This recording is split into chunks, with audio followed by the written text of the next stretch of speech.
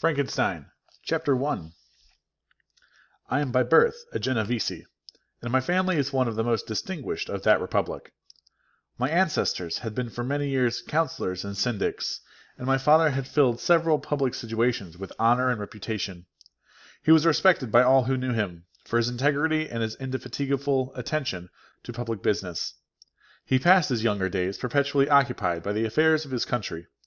A variety of circumstances had prevented his marrying early, nor was it until the decline of life that he became a husband and the father of a family.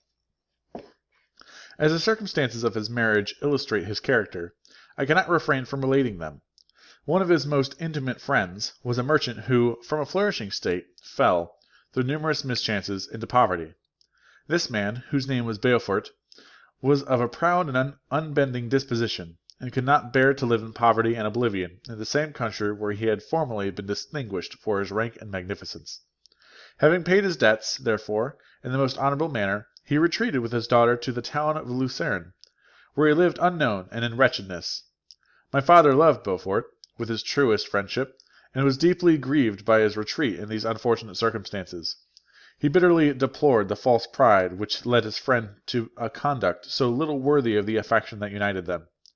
He lost no time in endeavouring to seek him out, with the hope of persuading him to begin the world again through his credit and assistance. Beaufort had taken effectual measures to conceal himself, and it was 10 months before my father discovered his abode. Overjoyed at this discovery, he hastened to the house, which was situated in a mean street near the Ruse. But when he entered, misery and despair alone welcomed him. Beaufort had saved but a very small sum of money from the wreck of his fortunes, but it was sufficient to provide him with sustenance for some months, and in the meantime he hoped to procure some respectable employment in a merchant's house. The interval was, consequently, spent in inaction. His grief only became more deep and rankling when he had leisure for reflection, and at length it took so fast hold of his mind that at the end of 3 months he lay on the bed of sickness, incapable of any exertion. His daughter attended him with the greatest tenderness, but she saw with despair that their little fund was rapidly decreasing, and that there was no other prospect of support. But Caroline Beaufort possessed a mind of an uncommon mould, and her courage rose to support her in adversity. She procured plain work, she plaited straw, and by various means contrived to earn a pittance scarcely sufficient to support life. Several months passed in this manner. Her father grew worse. Her time was more entirely occupied in attending him. Her means of subsistence decreased, and in the 10th month her father died in her arms, leaving her an orphan and a beggar. This last blow overcame her, and she knelt by Beaufort's coffin, weeping bitterly. When my father entered his chamber, he came like a protecting spirit to the poor girl, who committed herself to his care, and after the interment of his friend he conducted her to Geneva, and placed her under the protection of a relation. 2 years after this event, Caroline became his wife. There was a considerable difference between the ages of my parents, but this circumstance seemed to unite them only closer in bonds of devoted affection. There was a sense of justice in my father's upright mind, which rendered it necessary that he should approve highly to love strongly. Perhaps during the former years he had suffered from the late discovered unworthiness of one beloved, and so was disposed to set a greater value on tried worth. There was a show of gratitude and worship in his attachment to my mother, differing wholly from the doting fondness of age, for it was inspired by reverence for her virtues and a desire to be the means of, in some degree, recompensing her for the sorrows she had endured, but which gave an inexpressible grace to his behaviour to her. Everything was made to yield to her wishes and her convenience. He strove to shelter her, as a fair exotic is sheltered by the gardener from every rougher wind, and to surround her with all that could tend to excite pleasurable emotion in her soft and benevolent mind. Her health, and even the tranquillity of her hitherto constant spirit, had been shaken by what she had gone through. During the 2 years that had elapsed previous to their marriage, my father had gradually relinquished all his public functions, and immediately after their union they sought the pleasant climate of Italy, and the change of scene and an interest attendant on a tour through that land of wonders, as a restorative for her weakened frame. From Italy they visited Germany and France.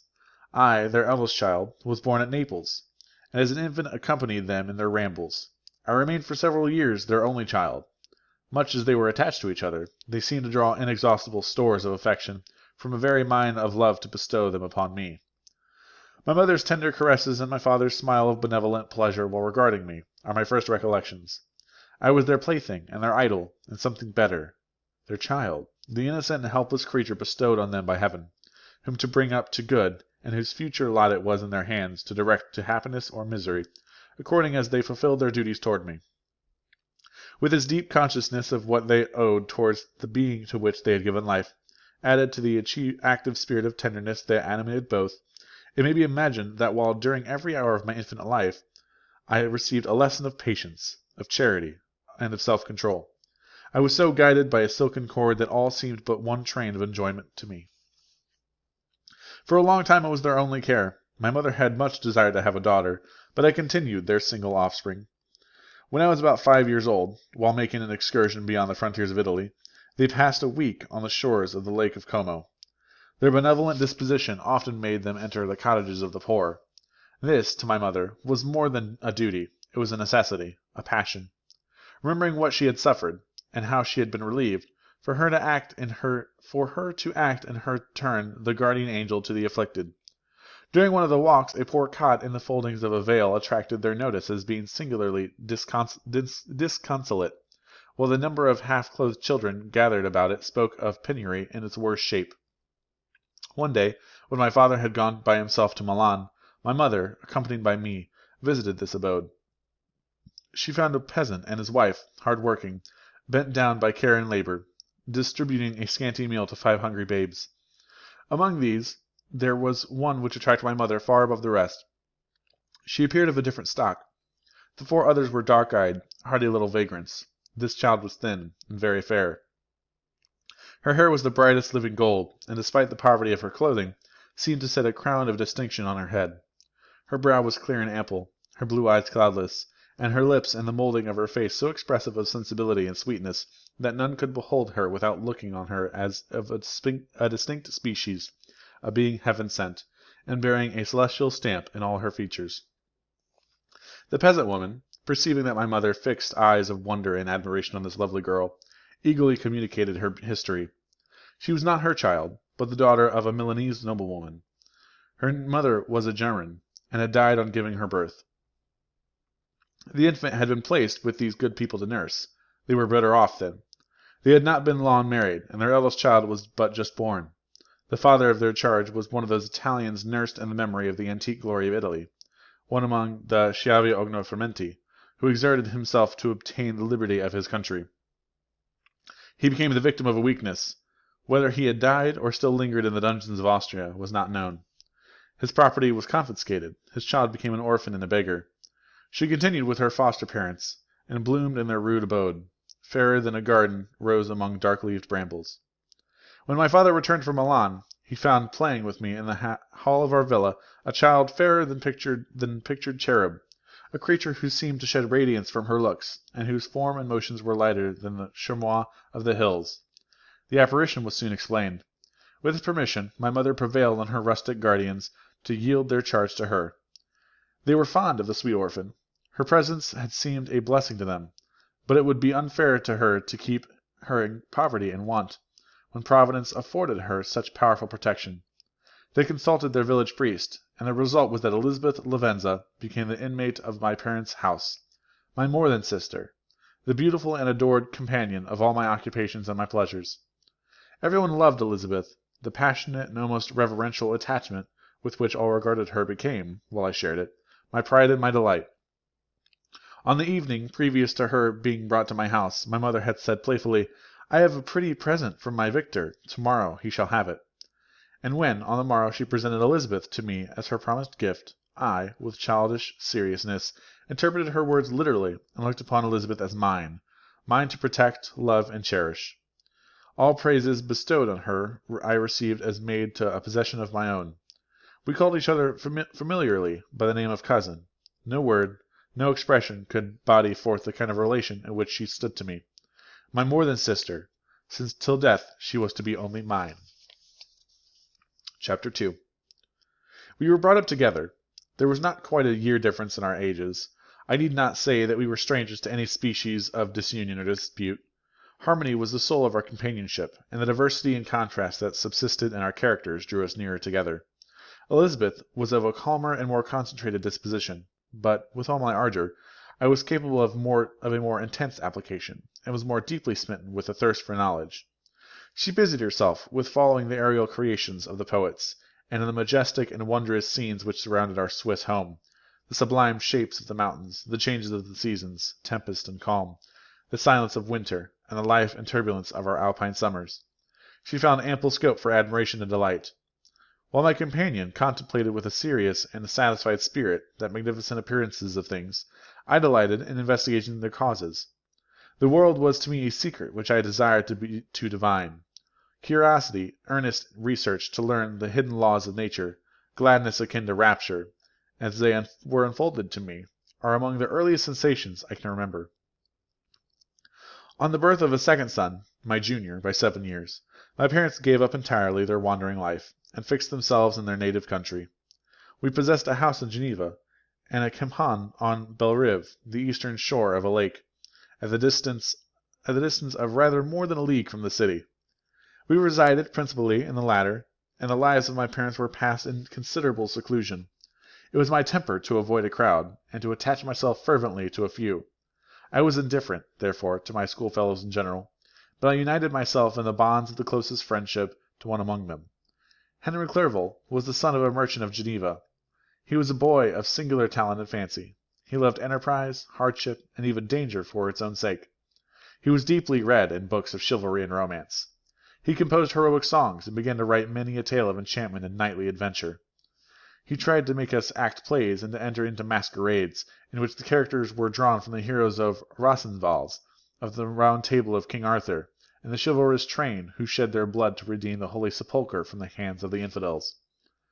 No human being could have passed a happier childhood than myself.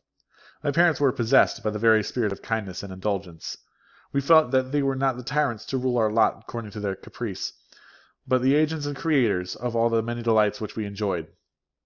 When I mingled with other families, I distinctly discerned how peculiarly fortunate my lot was, and gratitude assisted the development of filial love. My temper was sometimes violent, and my passions vehement, but by some law in my temperature, they were turned not towards childish pursuits, but to an eager desire to learn, and not to learn all things indiscriminately. I confess that neither the structure of languages, nor the code of governments, nor the politics of various states possessed attractions for me. It was the secrets of heaven and earth that I desired to learn, and whether it was the outward substance of things, or the inner spirit of nature and the mysterious soul of the man that occupied me, still my inquiries were directed to the metaphysical, or in the highest sense, the physical secrets of the world. Meanwhile, Clerval occupied himself, so to speak, with the moral relations of things. The busy stage of life, the virtues of heroes, and the actions of men were his theme, and his hope and his dream was to become one among those whose names are recorded in history, as the gallant and adventurous benefactors of our species. The saintly soul of Elizabeth shone like a shrine-dedicated lamp in our peaceful home. Her sympathy was ours, her smile, her soft voice, the sweet glance of her celestial eyes, were ever there to bless and animate us. She was the living spirit of love to soften and attract. I might have become sullen in my study, rough through the ardor of my nature, but that she was there to subdue me to a semblance of her own gentleness. And Clerval, could aught ill entrench on the noble spirit of Clerval, yet he might not have been so perfectly humane, so thoughtful in his generosity, so full of kindness and tenderness amidst his passion for adventurous exploit, had she not unfolded to him the real loveliness of beneficence, and made the doing good the end and aim of his soaring ambition. I feel exquisite pleasure in dwelling on the recollections of childhood, before misfortune had tainted my mind, and changed its bright visions of extensive usefulness into gloomy and narrow reflections upon self. Besides, in drawing the picture of my early days, I also record those events which led, by insensible steps, to my after tale of misery. For when I would account to myself for the birth of that passion, which afterwards ruled my destiny, I find it arise, like a mountain river, from ignoble and almost forgotten sources, but swelling as it proceeded, it became the torrent which, in its course, has swept away all my hopes and joys. Natural philosophy is the genius that has regulated my fate. I desire, therefore, in this narration, to state those facts which led to my predilection for the science. When I was 13 years of age, we all went to a party of pleasure to the baths near Thanen. The inclemency of the weather obliged us to remain a day confined to the inn. In the house I chanced to find a volume of the works of Cornelius Agrippa. I opened it with apathy. The theory which he attempts to demonstrate, and the wonderful facts which he relates, soon changed this feeling into enthusiasm. A new light seemed to draw upon my mind, and bounding with joy, I communicated my discovery to my father. My father looked carelessly at the title page and my book, and said, "Ah, Cornelius Agrippa! My dear Victor, do not waste your time upon this. It is sad trash." If, instead of this remark, my father had taken the pains to explain to me that the principles of Agrippa had been entirely exploded, and that a modern system of science had been introduced, which possessed much greater powers than the ancient, because the powers of the latter were chimerical, while those of the former were real and practical, under such circumstances I should certainly have thrown Agrippa aside, and have contented my imagination, warmed as it was, by returning with greater ardour to my former studies. It is even possible that the train of my ideas would never have received the fatal impulse that led to my ruin. But the cursory glance my father had taken of my volume by no means assured me that he was acquainted with its contents, and I continued to read with the greatest avidity. When I returned home, my first care was to procure the whole works of this author, and afterwards the Paracelsus and Albertus Magnus. I read and studied the wild fancies of these writers with delight. They appeared to me treasures known to few besides myself. I have described myself as always having been imbued with a fervent longing to penetrate the secrets of nature. In spite of the intense labor and wonderful discoveries of modern philosophers, I always came from my studies discontented and unsatisfied. Sir Isaac Newton is said to have avowed that he felt like a child picking up shells beside the great and unexplored ocean of truth. Those of his successors in each branch of natural philosophy, with whom I was acquainted, appeared even to my boy's apprehensions, as tyros engaged in the same pursuit. The untaught peasant beheld the elements around him, and was acquainted with their practical uses. The most learned philosopher knew little more. He had partially unveiled the face of nature, but her immortal lineaments were still a wonder and a mystery. He might dissect, anatomize, and give names, but, not to speak of a final cause, causes in their secondary and tertiary grades were utterly unknown to him. I had gazed upon the fortifications and impediments that seemed to keep human beings from entering the citadel of nature, and rashly and ignorantly I had repined. But here were books, and here were men who had penetrated deeper and knew more. I took their word for all that they averred, and I became their disciple.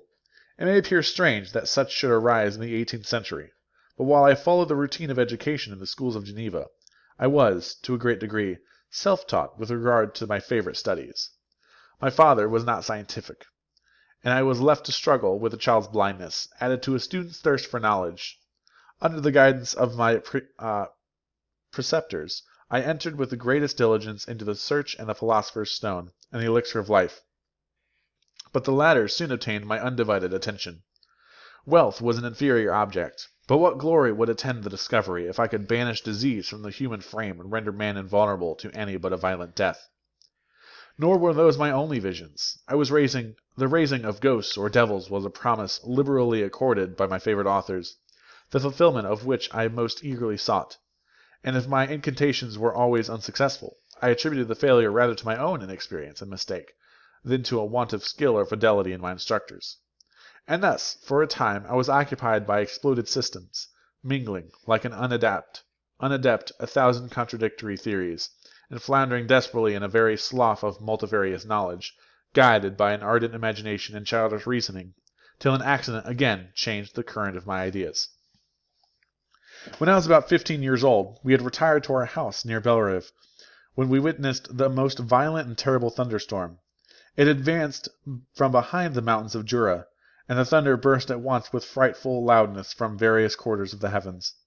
I remained, while the storm lasted, watching its progress with curiosity and delight, as I stood at the door, and on a sudden I beheld a stream of fire issued from an old and beautiful oak, which stood about 20 yards from our house, and so soon as the dazzling light vanished, the oak had disappeared, and nothing remained but a blasted stump. When we visited it in the next morning, we found the tree shattered in a singular manner.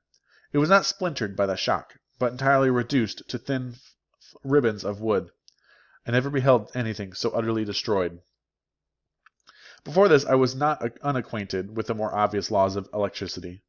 On this occasion a man of great research in natural philosophy was with us, and, excited by this catastrophe, he entered on the explanation of a theory which he had formed on the subject of electricity and galvanism, which was at once new and astonishing to me.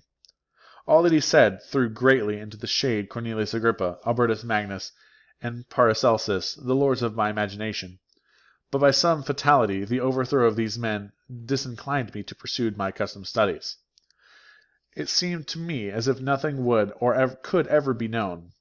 All that had so long engaged my attention suddenly grew despicable. By one of those caprices of the mind, which we are perhaps most subject to in early youth, I at once gave up my former occupations, set down natural history and all its progeny as a deformed and abortive creation, and entertained the greatest disdain for a would-be science which could never even step within the threshold of real knowledge. In this mood of mind I betook myself to the mathematics and the branches of study appertaining to that science, as being built upon secure foundations and so worthy of my consideration. Thus strangely are our souls constructed, and by such slight ligaments are we bound to prosperity or ruin. When I look back, it seems to me as if almost miraculous change of inclination and will was the immediate suggestion of the guardian angel of my life, the last effort made by the spirit of preservation to avert the storm that was even then hanging in the stars and ready to envelop me. Her victory was announced by an unusual tranquillity and gladness of soul, which followed the relinquishing of my ancient and latterly tormenting studies.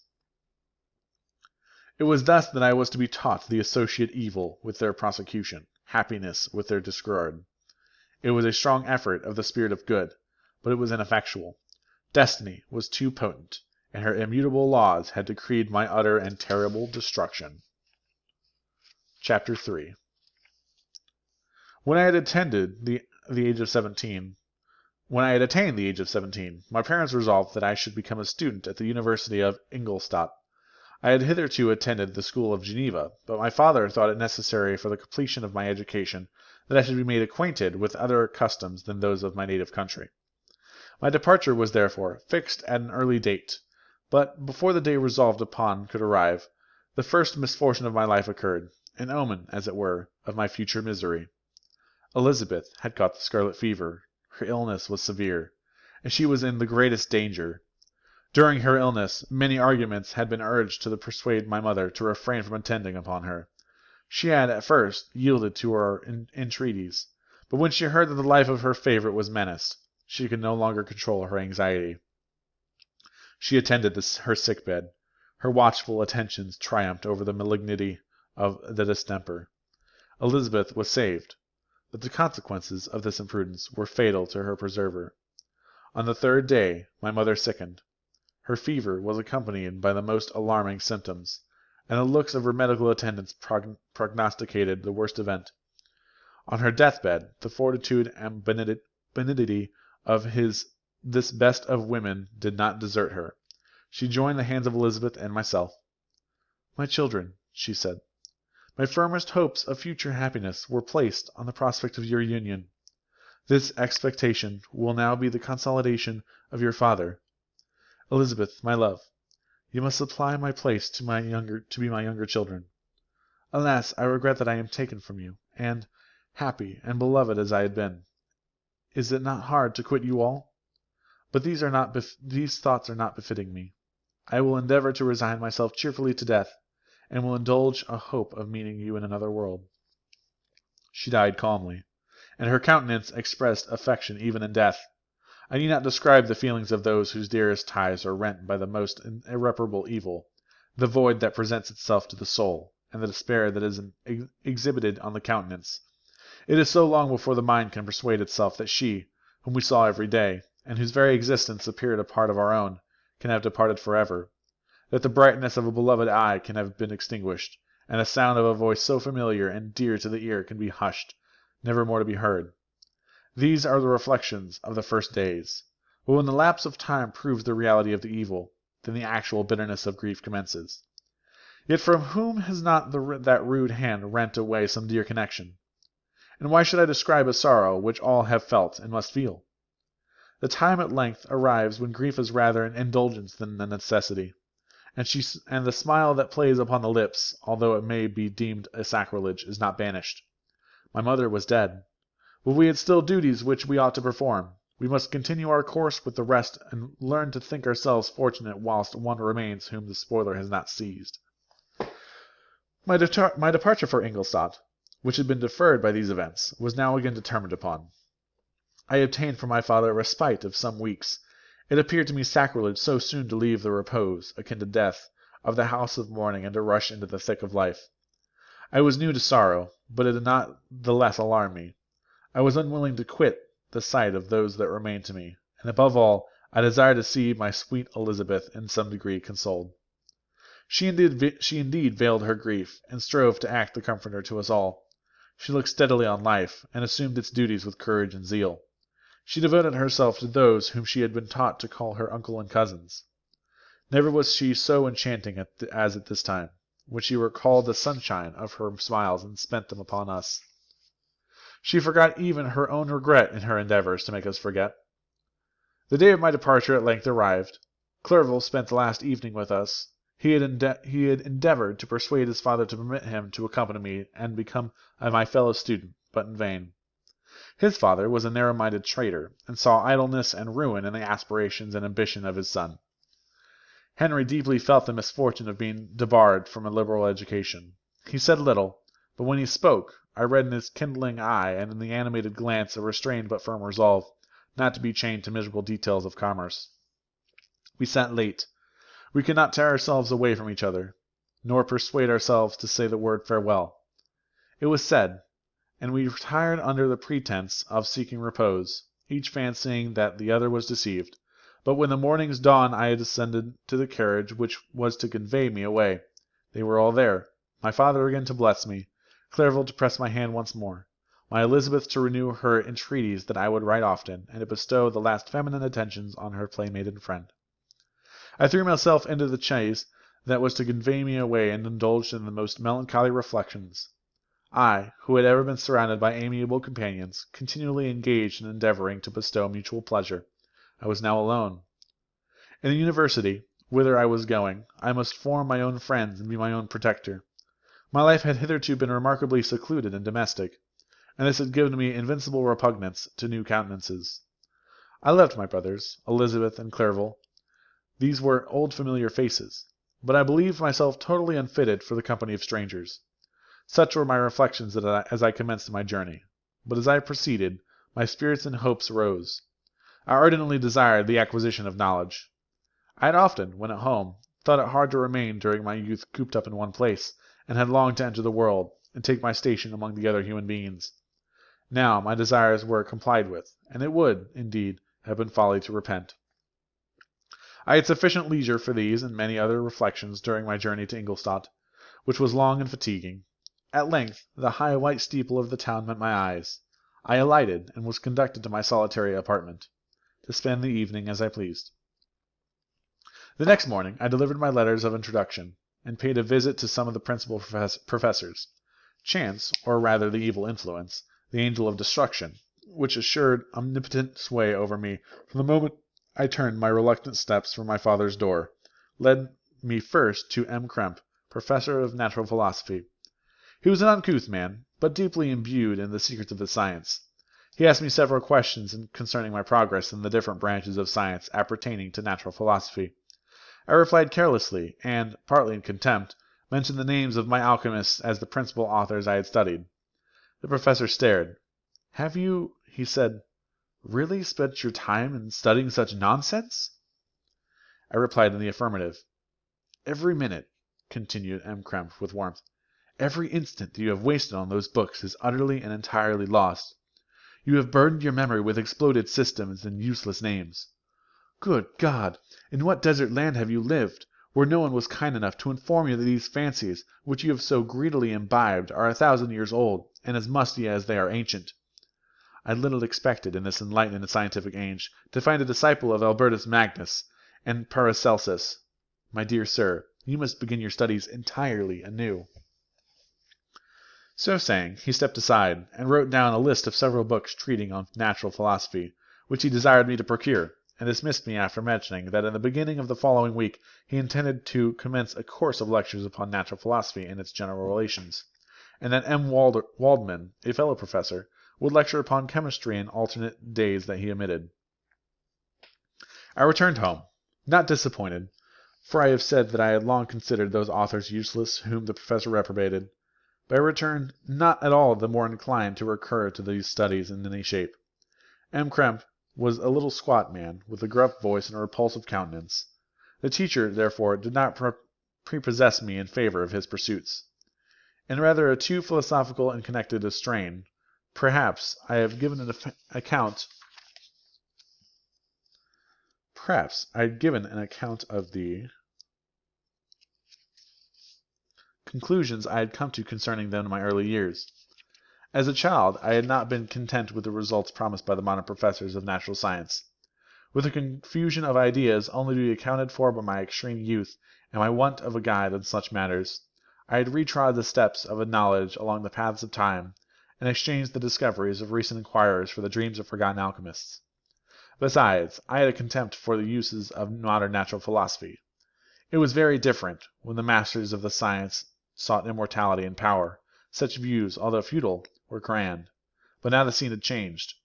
The ambition of the inquirer seemed to limit himself to the annihilation of those visions on which my interests in science were chiefly founded. I was required to exchange chimeras of boundless grandeur for realities of little worth. Such were my reflections during the first 2 or 3 days of my residence at Ingolstadt, which were chiefly spent in becoming acquainted with the localities, and the principal residents in my new abode. But as the ensuing week commenced, I thought of the information which M. Krempe had given me concerning the lectures, and although I could not consent to go out and hear that little conceited fellow deliver sentences out of the pulpit, I recollected what he had said of M. Waldman, whom I had never seen, as he had hitherto been out of town. Partly from curiosity, and partly from idleness, I went into the lecturing room, which M. Waldman entered shortly after. This professor was very unlike his colleague. He appeared about 50 years of age, but with an aspect expressive of the greatest benevolence. A few gray hairs covered his temples, but those at the back of his head were nearly black. His person was short, but remarkably erect, and his voice the sweetest I had ever heard. He began his lecture by a recapitulation of the history of chemistry and the various improvements made by different men of learning, pronouncing with fervor the names of the most distinguished discoverers. He then took a cursory view of the present state of the science, and explained many of the elementary terms. After having made a few preparatory experiments, he concluded with the panegyric upon modern chemistry, the terms of which I shall never forget. "The ancient teachers of the science," said he, "promised impossibilities and performed nothing. The modern masters promised very little. They know that metals cannot be transmuted, and the elixir of life is a chimera. But these philosophers, whose hands seem only made to dabble in dirt, and their eyes to pore over the microscope or crucible, have indeed performed miracles. They penetrate into the recesses of nature, and show how she works in her hiding places. They ascend to the heavens. They have discovered how the blood circulates, and the nature of the air we breathe. They have acquired new and almost unlimited powers.